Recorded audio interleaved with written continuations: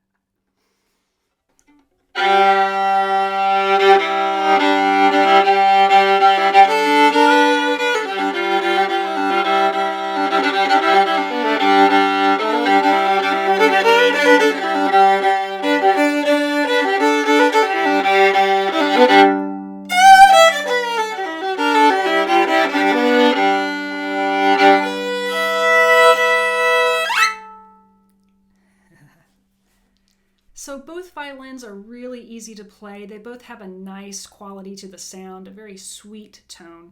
And I think the difference boils down to two things for me. One, the Rockstar can take a little bit more weight. You can give it a little bit more and pull out an even stronger tone. Let me give you an example. Here, this is the Entertainer.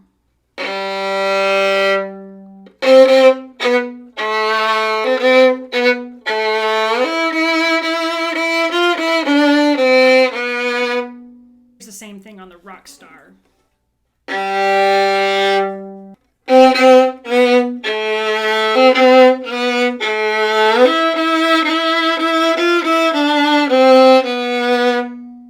Now, you may not be playing Lalo's Symphony Espagnole on these violins, but I hope that gives you an idea how much weight the Rockstar can really take. You can really pull out a good tone with this violin. The other thing that's different between the two violins is I think the Rockstar has a little bit more of a complexity to the tone.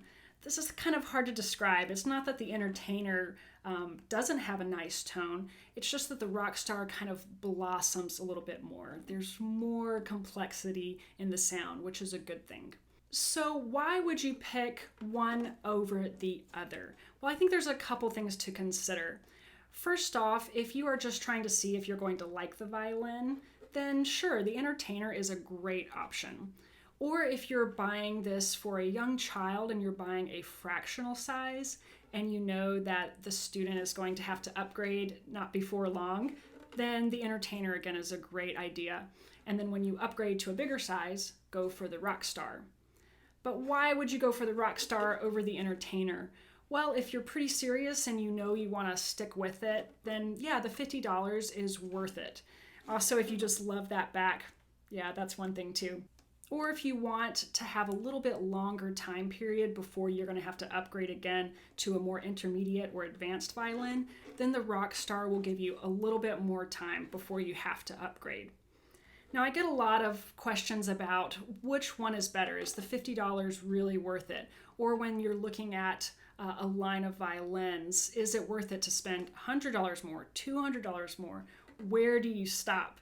And I know this is tricky because you could keep spending all your money on violins.